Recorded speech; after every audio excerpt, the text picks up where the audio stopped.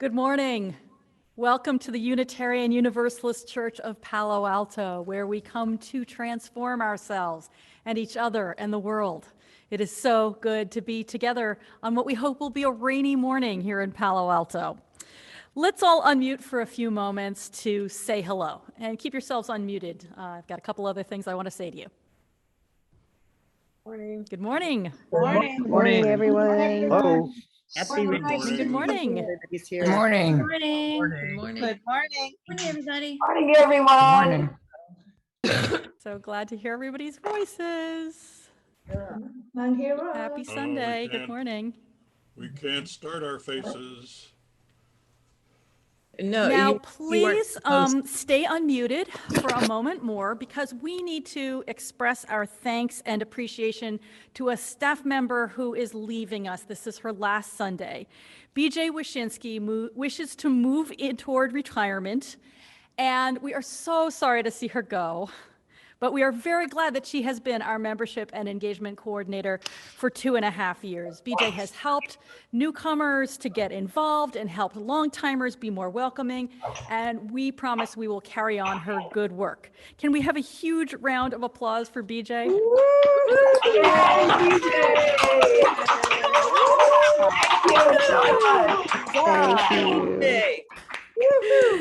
Thank you. Thank you. Okay, we can mute now.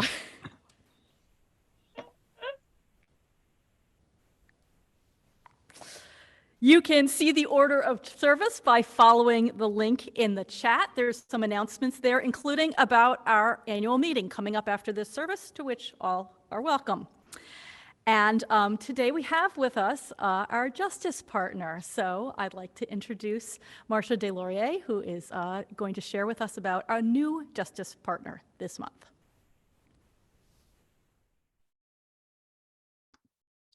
Hi, I'm Marcia Deslauriers. I'm the Executive Director at Community Health Awareness Council, or CHAC as we are known. I am so delighted to be with you today to address a congregation whose 7 principles align so closely with the spirit and values that we model each day at CHAC. That's dignity and respect for each person and their beliefs, kindness and fairness, and we operate from a beginner's mind so that we are always open to grow, to name a few. We're a local mental health agency based in Mountain View, and we support clients of all ages, regardless of their ability to pay. You know, this past year has put a 1,000-watt spotlight on the inequities in our society. So where does a community health agency fit into the social fabric and address the needs of our times? The answer to that is building healthy relationships, one person, one couple, one family at a time. We're there for the middle school child who comes out for the first time in our LGBTQ support groups, or the middle-aged family breadwinner who has recently lost his job and despondent and trying not to turn to alcohol. Picture the future of the child who is bullied on the playground and dreads going to school every day. Without help, that child can grow up to be a very angry young adult with potentially dreadful consequences for our society. It manifests in loss of human potential and worse, in violence. With your help, we change that child's experience for the better. And what about the bullier?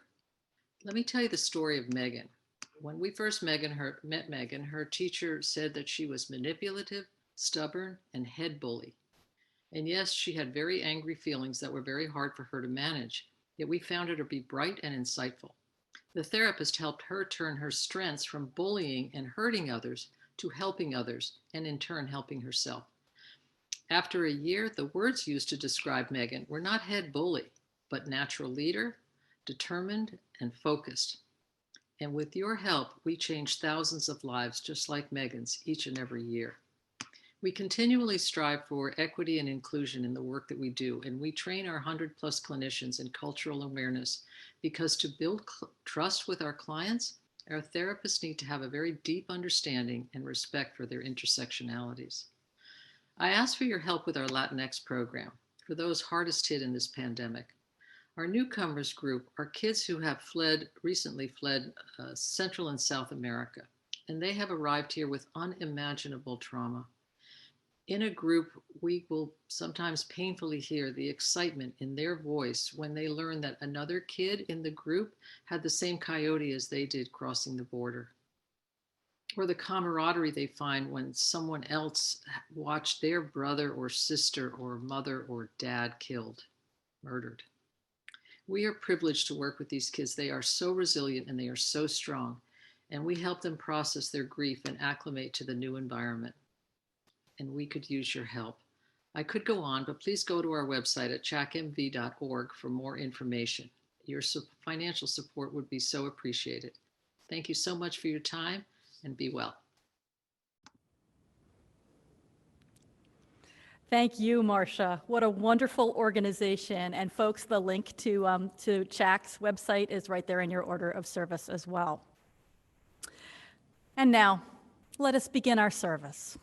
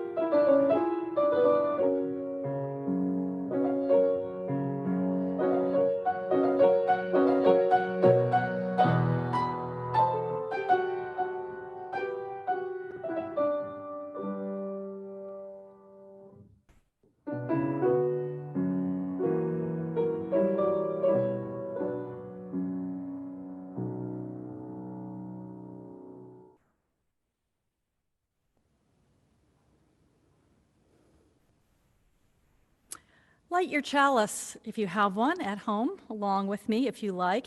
And will you join me in the words, and if you know them, the actions of our family chalice lighting?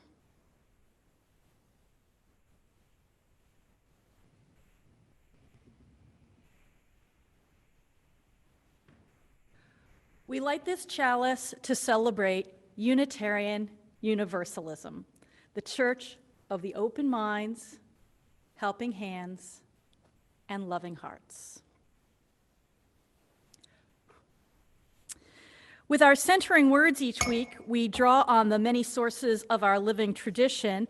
Today's words are from U.S. American and Unitarian Universalist poet Everett Hoagland. Architect of icebergs, snowflakes, crystals, rainbows, sand grains, dust motes, atoms. Mason, whose tools are glaciers, rain, rivers, ocean. Chemist, who made blood of seawater, bone of minerals in stone, milk of love. Whatever you are, I know this. Spinner, you are everywhere, in all the ever-changing above whirling around us. Yes, in the loose strands, in the rough weave of the common cloth threaded with our DNA on hubbed, spoked, spinning wheel that is this world, solar system, galaxy, universe. Help us to see ourselves in all creation, and all creation in ourselves in one another. Remind those of us who like connections made with similes, metaphors, symbols. All of us are, everything is already connected. Remind us, as oceans go, so go we. As the air goes, so go we. As other life forms on earth go, so go we. As our planet goes, so go we. Great poet, who inspired in the beginning was the word, edit our thoughts so our ethics are our politics, and our actions the afterlives of our words. As we follow the sound of the bell into silence, let us become centered and fully present in this place together.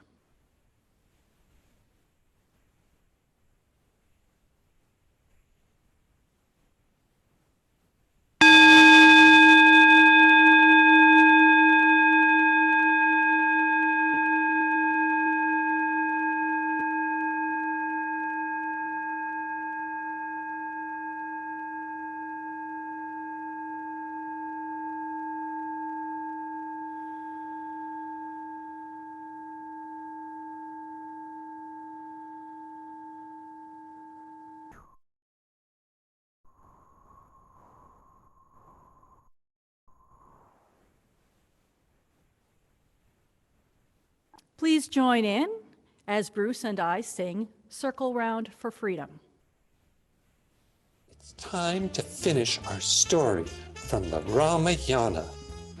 The queen has just threatened to take Sabala the cow away from the hermit. I cannot sell Sabala to you. She is my friend and gives me the offerings I make to the gods, including the pure butter which feeds the sacred fire. Then I and my army will take her by force. No, I won't leave her. Sabala, the soldiers will try to capture you again. Remember, I have more than mortal powers. I'll raise up an army bigger than the Queen's army. Sabala's army defeated the Queen's army. Then the Queen's children attacked the hermit, but the wise and good hermit had amazing powers. He blew at them and they turned to ashes. Force and violence can never overpower wisdom and religious strength. To defeat this powerful hermit, I'll have to become like him. I'll turn my queendom over to my child and devote myself to religion. The queen started meditating and fasting. She gained such power that the god Shiva took notice and visited her, asking her what powers and gifts he could give her. Give me all the weapons used by the gods and goddesses. I'll show you that you can't mess with the queen. I will fling at you darts from the gods, tipped with poison. And my staff will absorb all their energy. Then I will throw at you the flaming spear of Brahma. My staff will absorb that too. You pursued religious study, but you're still a warrior at heart. My knowledge and self-control are more powerful than your violence. All the gods and goddesses said to the queen, admit it, the hermit has humbled you because your heart is still filled with desire and anger. All my magical weapons were baffled by the hermit's power. I will have to leave behind my anger, leave behind my love of battle, and make my heart calm and serene. The queen did master her anger, and she became calm and serene. At last, she became a true sage, like the hermit. The two of them became friends, and they lived peacefully ever after. Wow, in the end, the queen was able to change. But she had to learn how to stop being so greedy. And she had to learn how to be calm and serene in her heart. She thought if she learned some new skills, she could get whatever she wanted in life. Then she learned that what's most important is to be a good person.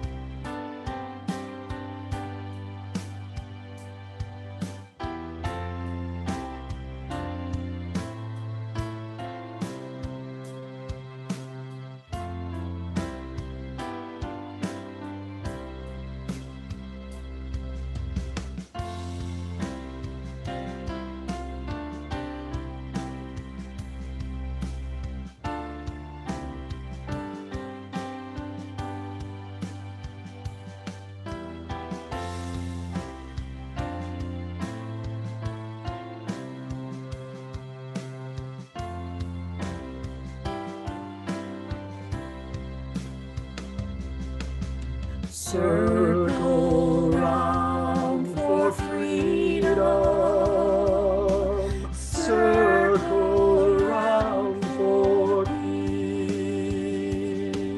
For all of us in prison. Circle for release. Circle for the planet. Circle for each soul. For the children of our children. Keep the circle whole. Circle round for freedom. Circle round for peace. For all of us in prison. Circle for release. Circle for the planet. Circle for each soul. For the children of our children.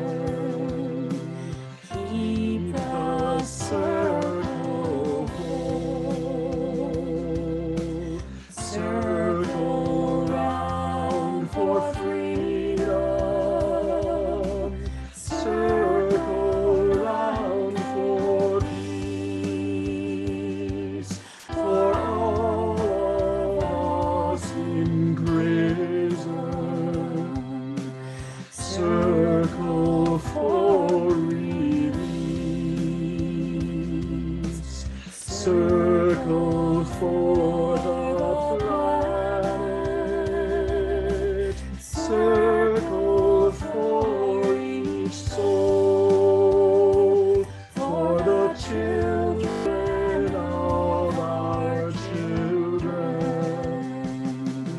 Keep the circle whole.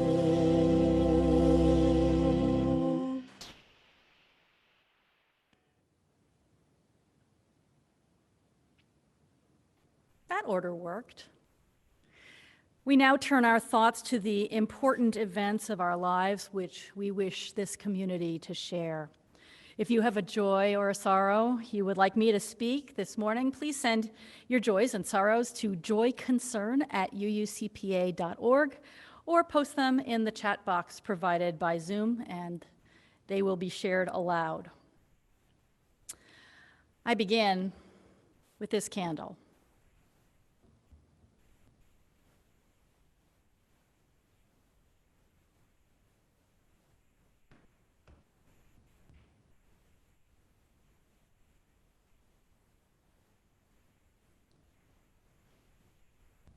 I light this candle for Natalia Schmut Lopez, who was murdered in Milpitas on Friday. She was a trans woman of color, and she was 24 years old. Natalia was well known in San Jose to a younger generation of club-going kids and drag performers and drag aficionados, and the community is mourning. Our own trans inclusion group had just wrapped up its 6-part video lecture and discussion with a session on radical welcome. May we respond to this tragedy by deepening our compassion, expanding our welcome, demanding more of our wider community, and learning more about how to include trans and all people. The course is still available to all, so if you would like to get access to that, write to welcoming@uucpa.org.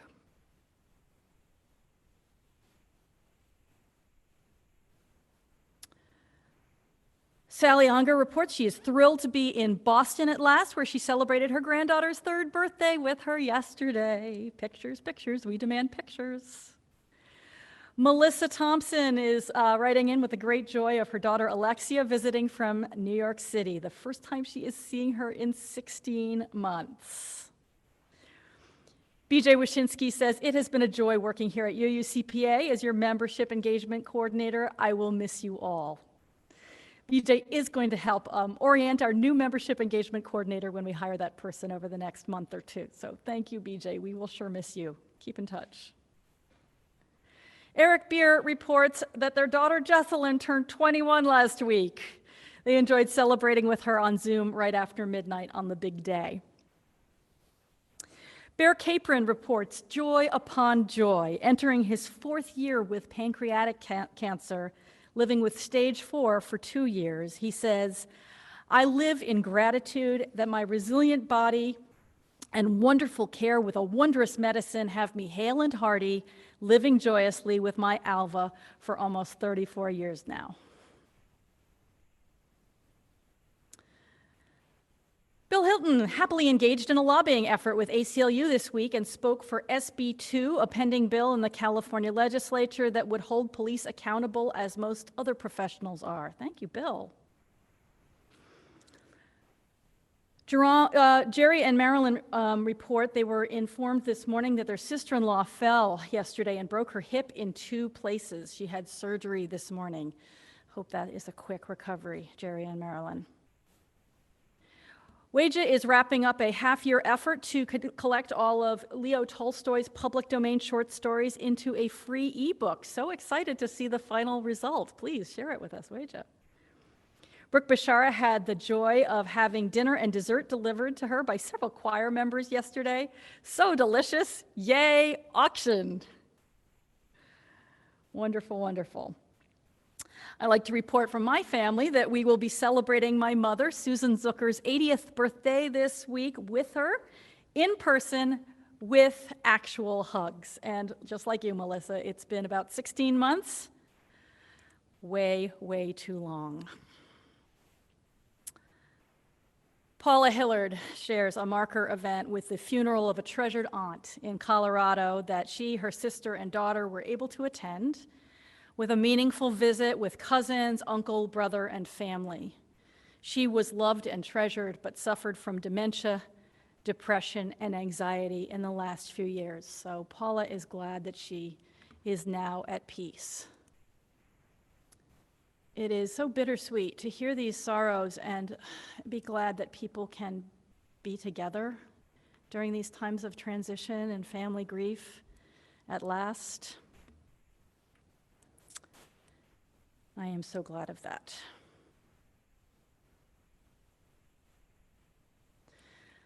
Oh, we've heard so many joys and sorrows and concerns today. Let's take a long moment to hold what we've heard, to just feel as the silence expands that our hearts can expand. Expand in compassion to reach out to those who are suffering. If we are in sorrow or joy, we can feel ourselves expanding and knowing that we touch others, that we are not alone in these feelings. And just let the silence fill us like a great, sweet balloon.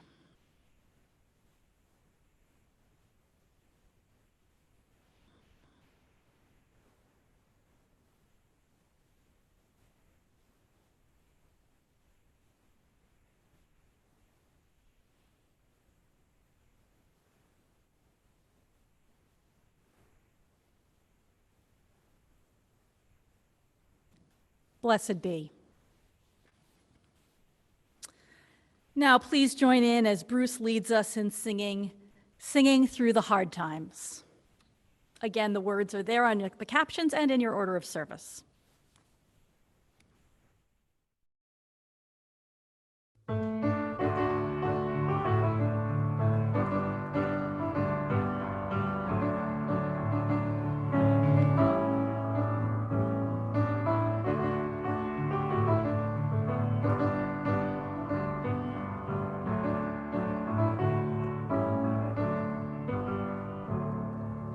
Sometimes our living gets so dark and lonesome, it seems like there's nothing we can do. So we reach out to each other and raise a song together and let our voices carry us through. We are singing through the hard times, singing through the hard times, working for the good times to come. We are singing through the hard times, singing through the hard times, working for the good times to come. And when the war clouds gather, it's so easy to get angry, and just as hard not to be afraid. But you know in your own heart, no matter what happens, you just can't turn your back and walk away. We are singing through the hard times, singing through the hard times, working for the good times to come. We are singing through the hard times, singing through the hard times, working for the good times to come. So hand in hand together, we help each other carry the light of peace within us every day. If we can learn to live it, to walk and talk and give it, that world of peace won't be so far away. We are singing through the hard times, singing through the hard times, working for the good times to come. We are singing through the hard times, singing through the hard times, working for the good times to come.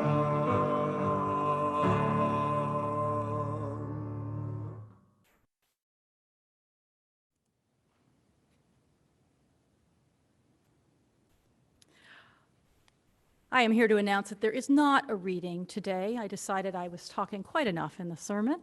So let us go on to hear our choir sing our You Can Do It anthem, UUCPA, We're Gonna Let It Shine.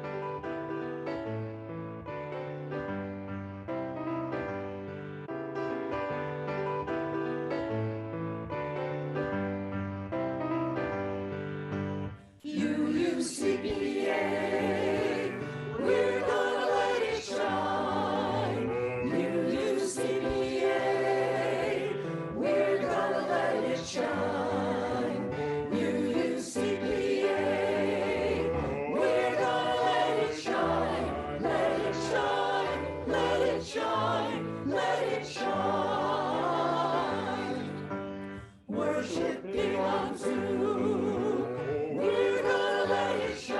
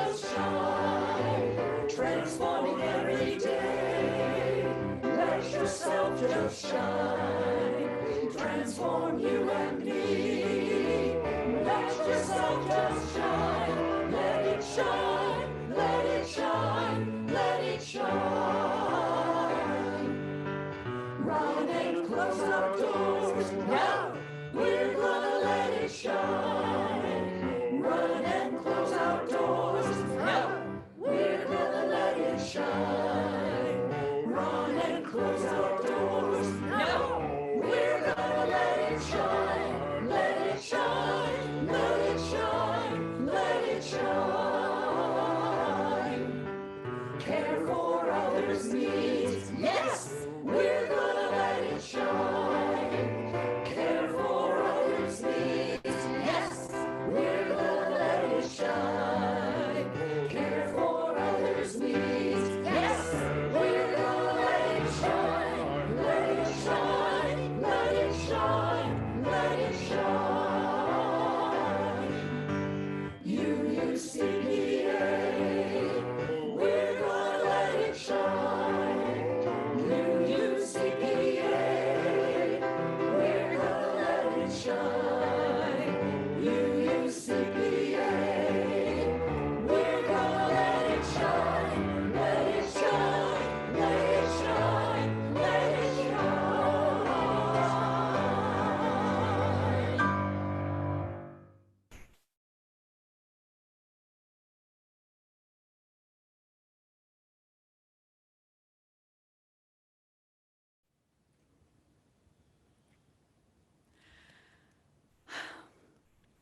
Maybe you've heard the parable of the babies in the river. You're picnicking by the river one day, and one of your friends jumps up, startled. There's a baby floating in the river. You all rush in and rescue the baby, who fortunately is alive and yelling. And as you stand knee-deep in the water, you see there are other babies, so you rescue them. And as you bring the babies to the bank one by one, you keep seeing other babies coming your way. You're all rushing back and forth, grabbing babies and putting them safely on the bank as fast as you can, as fast as they come along. When finally you say, "Okay, everyone, carry on. I have to go." "Where are you going?" your friends ask. And you say, "I'm going to go upstream and stop whoever is throwing these babies into the river." This parable applies in just about any situation where we are trying to change this world to make it a little better. There are things we can do that are like pulling the babies out of the river, and there are things we can do that are like stopping people from throwing them in. So before I say one sentence more, I want to state in the strongest way I know how, both of these are essential. If we are to make a better world, people must be doing both. If no one addresses the problem at its source upstream, then the people downriver might well have too many babies coming along to be able to rescue them all. And also, the babies who are already in the river do need to be rescued. Neither is better than the other. Can we say that together? Neither is better than the other. Another way to describe these two approaches to social problems is that one is charity and one is justice. Again, we need them both. Or in the words of Henry David Thoreau, one is hacking at the branches and one is striking at the root. And he notes in his book, Walden, there are 1,000 hacking at the branches of evil to one who is striking at the root. Maybe that's the right ratio. It depends on the form of evil, I suppose. Well, let's look at one of the evils besetting our community, that of homelessness. We are a society that does not house all of its people. There are just so many of us living on the streets, living in cars and RVs, couch surfing until we wear out our welcome, living too many people to a room to be comfortable, staying in hotel rooms, traveling all night up and down El Camino so that we have in a bus so that we have a warm place to get to some sleep, or living in shelters and other transitional situations. And the Unitarian Universalist Church of Palo Alto has done so much to alleviate this problem for decades. As I list the many, many actions of which we can be proud, maybe you can tag them in your mind. Pulling the babies out of the river or keeping them from being thrown in. Hacking at the branches or striking at the root. Or since we're talking about housing, maybe a building metaphor is appropriate. Is a given action more like putting up a roof or building the foundation? Maybe some are somewhere in between, or kind of a mix. We helped build the first subsidized senior housing in the area by donating 2.2 acres of our property for the building of Stevenson House, just across Adobe Creek, early in our history. We helped build the Opportunity Center of the Mid-Peninsula, which provides many services to people who are homeless or are at risk of homelessness. Temporary apartments, up to 3 months of rent assistance, restrooms, lockers, and showers, clothing, case management and counseling, classes, a computer room, and more. We were one of the founding congregations of Hotel de Zinc, the rotating homeless shelter, and have hosted it for over 20 Septembers, providing shelter and supper.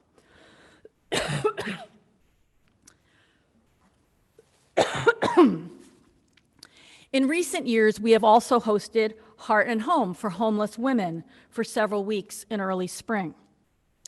Each year, we give our entire Christmas Eve offering to Life Moves, which does so much to move people into stable housing. And Hotel de Zinc has been one of our monthly justice partners for many years.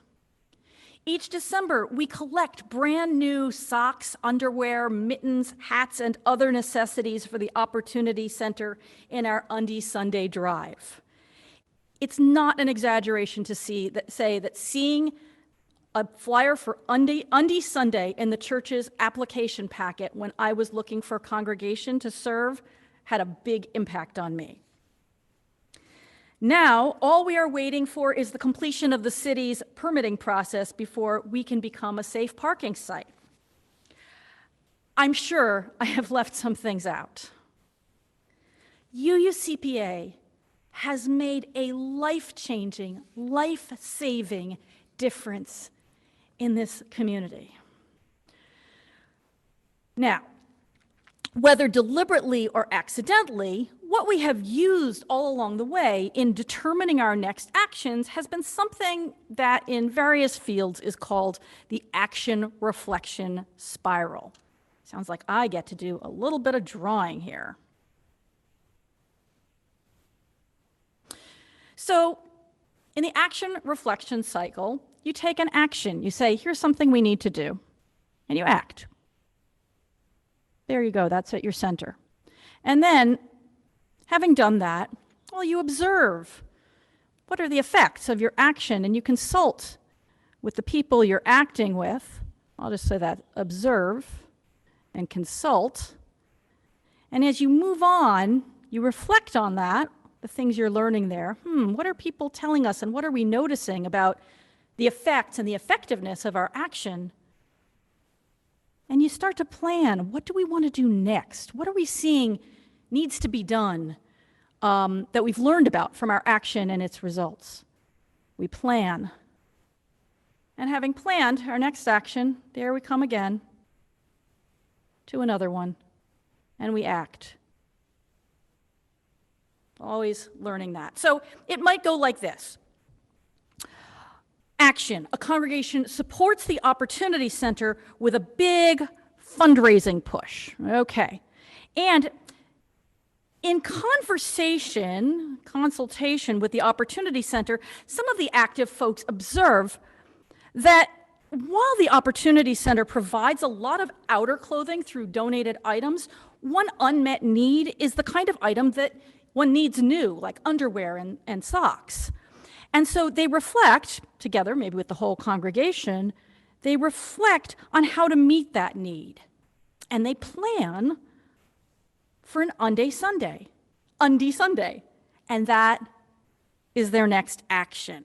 And so on, expanding and deepening the work. Of course, they do the same with Undie Sunday. They say, well, what are we learning from this? What are people telling us? Should we change it? Should we expand it? What other needs are we discovering through our engagement with a population of people who are in and out of stable housing? Let's see. Okay. Now, this isn't actually the sequence of events at UUCPA. We were doing Undy Sunday before the Opportunity Center was actually built. But here's something akin to what we have done recently. Through observation and consultation, we learn that the 2019 point-in-time count of homeless people in Palo Alto, that's when you just, for one day, for 24 hours, people count as best they can who is homeless right now, a snapshot. In 2019, that indicated that while homelessness on the whole rose by only 13% over the previous count, the number of people living in RVs, cars, and other vehicles rose by 200%. So let's go back to our whiteboard. Now, how do I erase this when I've got all these things staring at me? Here we go. Having observed the necessity for vehicle dwelling as a problem, and having observed also that there's tremendous pushback against people sleeping in vehicles parked on the streets, we reflected, so you can start any place on the process here, we reflected, along with others in community, on how to meet the needs of people who are living in their vehicles. We made a plan. And here I would like to specifically note that Chris Can worked with members of the wider community to make a plan and carried it out here at UUCPA by talking to various stakeholders. And then he brought his plan to the board of UUCPA, which voted enthusiastically to make our parking lot a safe parking place for several vehicles each night. We had a plan, and so that brings us to a new action that we are taking. And so it goes, spiraling around after whatever we observe and the consultation with the people who are living here on our parking lot and the people who are working with them. We'll learn from what we've done, we'll learn from the people we've met, and we will expand on what we're doing. The work itself offers great opportunities for this process. For example, we take turns cooking dinner for Hotel de Zinc guests. Last year, of course, we had to just drop food off. This September, we hope that we can actually stay and chat. This is a great opportunity to consult. We can ask them, what else do you think needs to be done to counter homelessness? What would help? The spiral also provides a way to go upriver a bit, or to stick with the housing metaphor, to build some foundations for more permanent solutions so the next roof we put up could last longer than a month, maybe even last the rest of the participants' lives. We can observe, ask, listen, and consult. What do you think causes homelessness? What change would help you to have stable housing? We can ask the guests and the staff, and when we debrief among ourselves, we can share what we've learned. What would help reduce the need for these services because people were in stable housing? This would be a great balm to our hearts, because one thing we know from seeing homeless people come and go in our main hall and on our campus each fall and each spring is that there are far more people needing the services than there are services that can be provided. So the answers that we come up with from this consultation and observation can lead to our next action, which maybe can help prevent homelessness as well as alleviating the effects for the people who are currently homeless. I asked people from two of our partner efforts, what do they think would help address the root causes of homelessness? They've worked on the issue for years. They can never meet all the needs. And they have no doubt thought many times a week, if only X were fixed, there wouldn't be so many people in need of our services. So I asked them, what's X? When I reached out to Life Moves, Christine Salinas got right back to me. She's in their development department, and yes, she has given a lot of thought to what would help build a stronger foundation so that we had a community where fewer people were thrown into homelessness. Life Moves focuses a lot of its attention on people who in many cases have not held down a job for a long time and gives them the personal tools and skill sets to look for jobs and hold down a job, with the ultimate goal being that they will be able to stay in a stable home. And it develops partnerships with government agencies, for example, putting in 100 modular units in Mountain View using state home key funds, which if Mountain View does not choose to expand the program or continue the program after 10 years, can be literally moved elsewhere to continue housing folks. So when asked what some of the root causes are, Christine identified a couple things. One, trauma.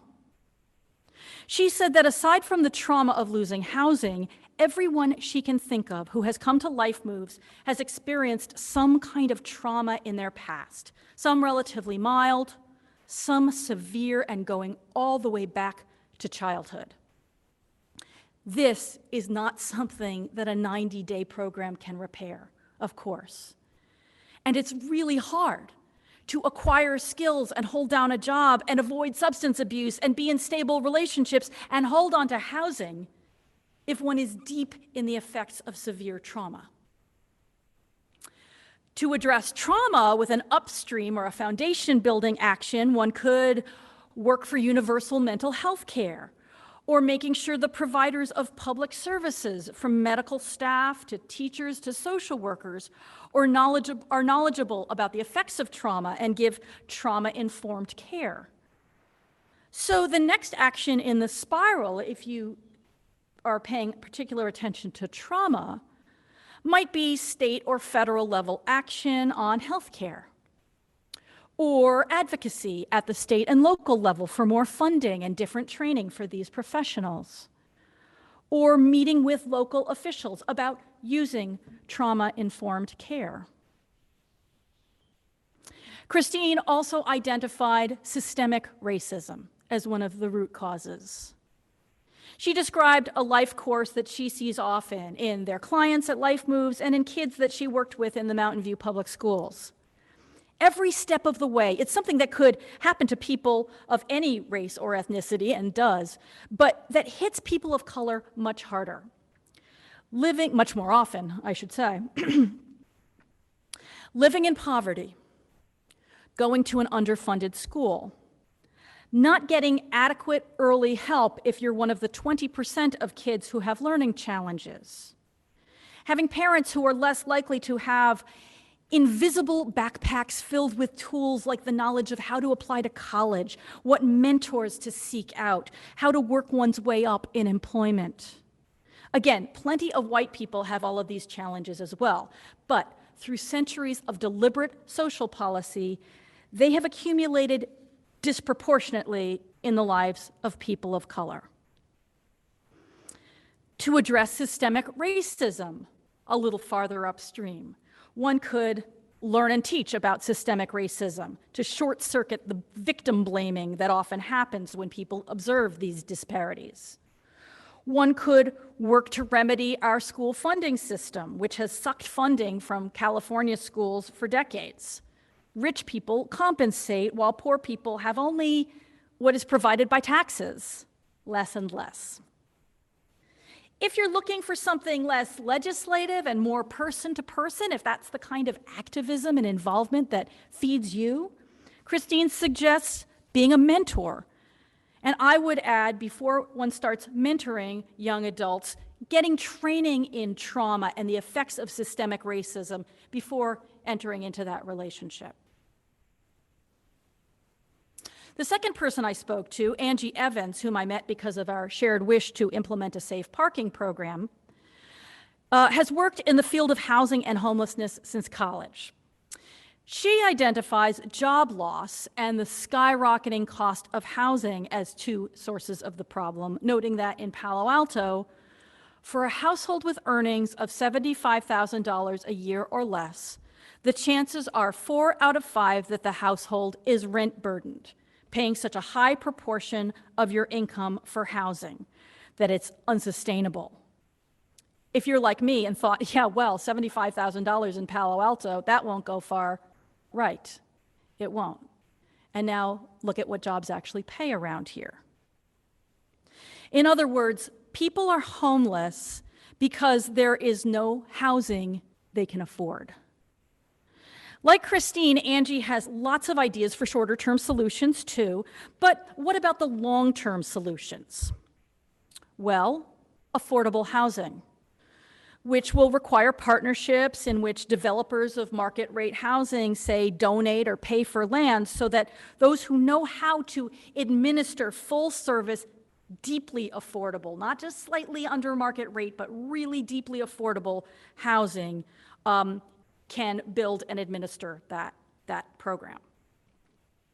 A local action that will help address this, by the way, is the proposal for teacher housing near California Avenue. So you might look into that if this is an approach that you want to get into. Another long-term solution is rent stabilization, which Angie isn't very hopeful about politically, although she worked hard. She was the author of B in Mountain View. That's a different matter than statewide, unfortunately. But she also talked about two of its partners, which she does feel very hopeful about. Compelling cities to actually use their rent registries.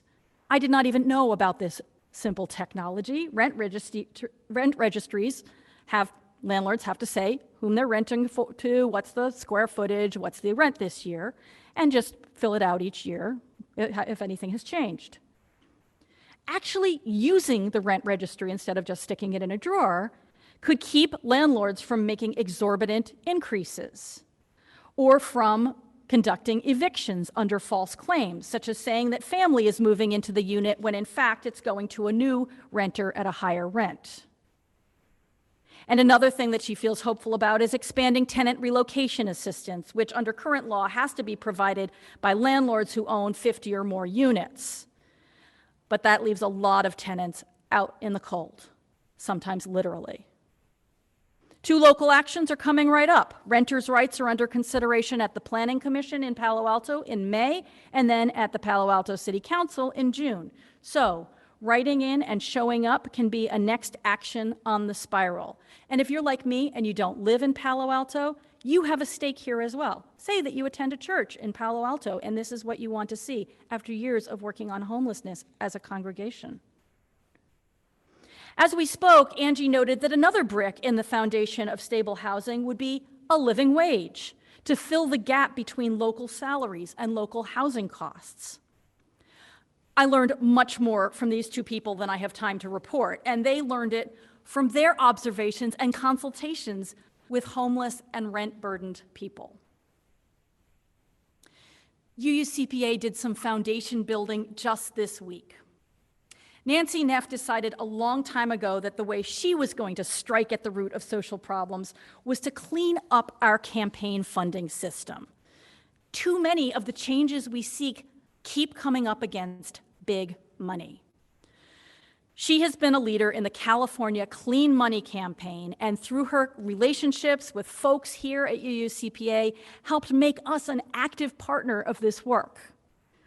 On Thursday night, after her presentation, our board voted to endorse as a congregation the Ballot Disclose Act, which will clearly, concisely inform voters of which organizations support and oppose each ballot measure.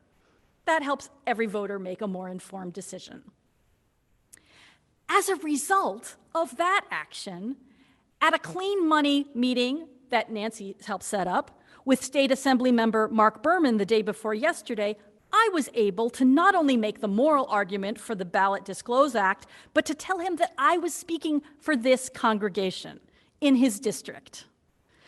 When it eventually passes, and I'm optimistic that it will, if not in this legislature, then in the next, we will have put one more brick in the foundation of a more fair, compassionate, equal California.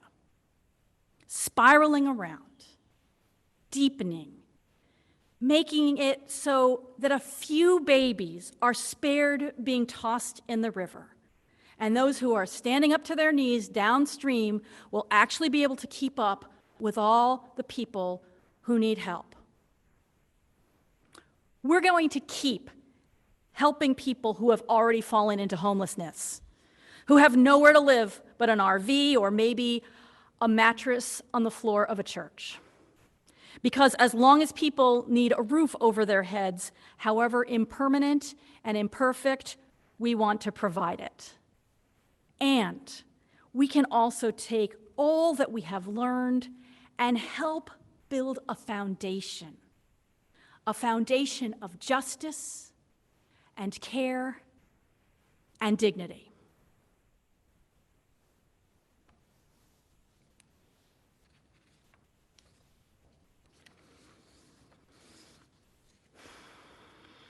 Speaking of our mission, putting our principles into action in the world, we are so grateful to have so many partners in the joyful, challenging work of transforming the world.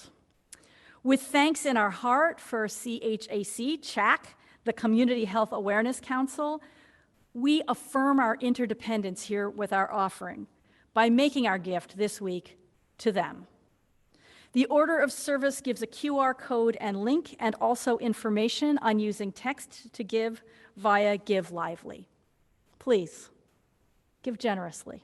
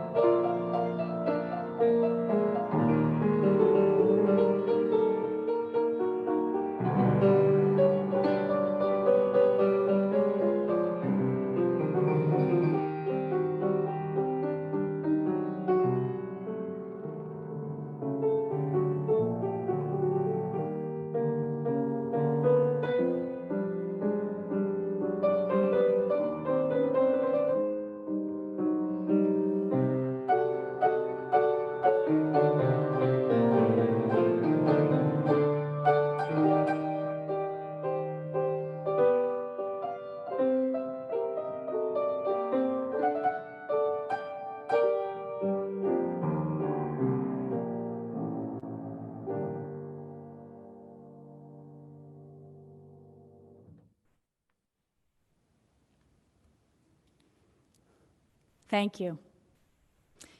And now please join in as Bruce leads us in singing Wake Now, My Senses.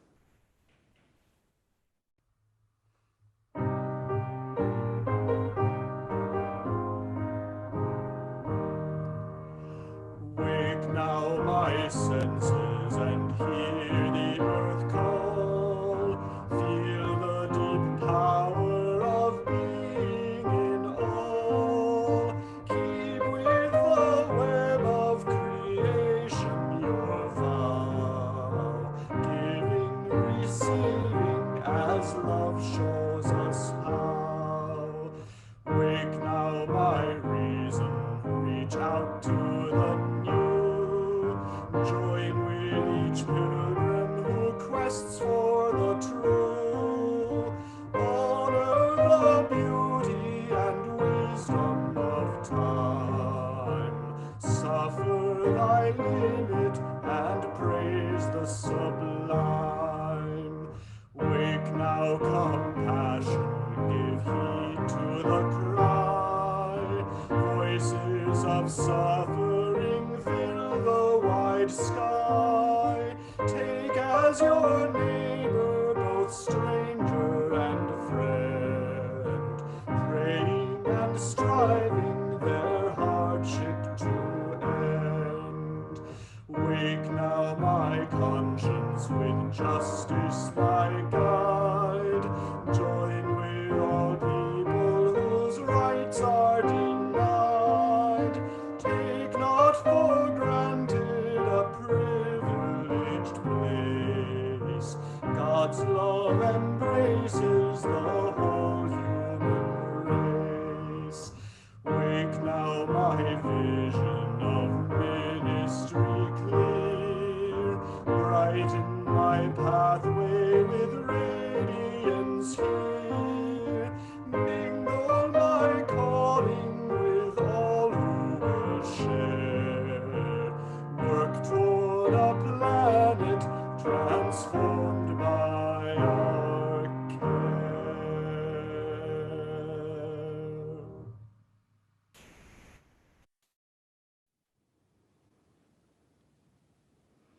Awake, alive, let us take our ministry of care out into the world, to all that we meet, until we are together again.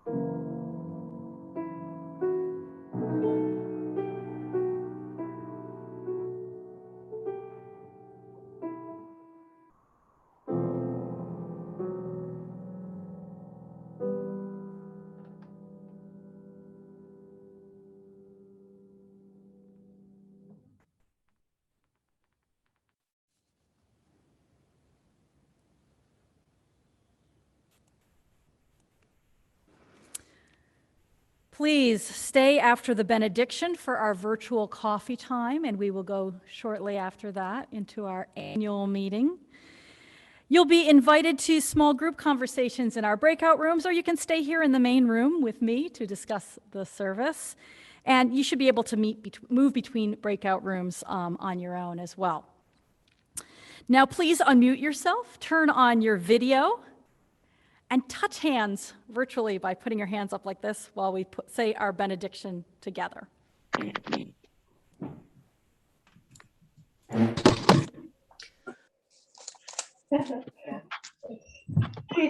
Go out to the world be of good courage. Hold fast And what is good?